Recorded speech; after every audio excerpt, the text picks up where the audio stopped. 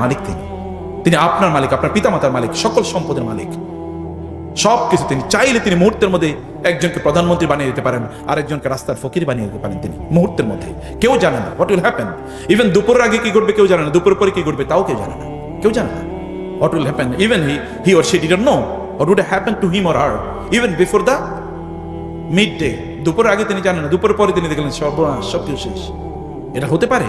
ফেরাউনকে আল্লাহ তাআলা সমুদ্রে যখন নিমজ্জিত করেছেন, 10 মিনিট আগে ফেরাউন জানতো না যে তার এরকম দশা হবে, এটা জানতো না।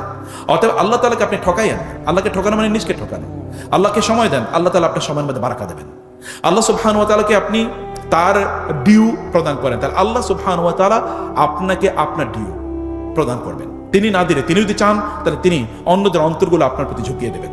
আপনি তার জন্য সেজদায় লুটিয়ে পড়েন, তিনি আপনার মাথাটাকে অন্যের কাছে উন্নীত করে দেবেন, উত্তোলিত করে দেবেন। আপনি তার কাছে ক্ষমা চান, তিনি আপনার গুনাহগুলো সব মাফ করে দেবেন। প্রিয় ভাইরা, মনে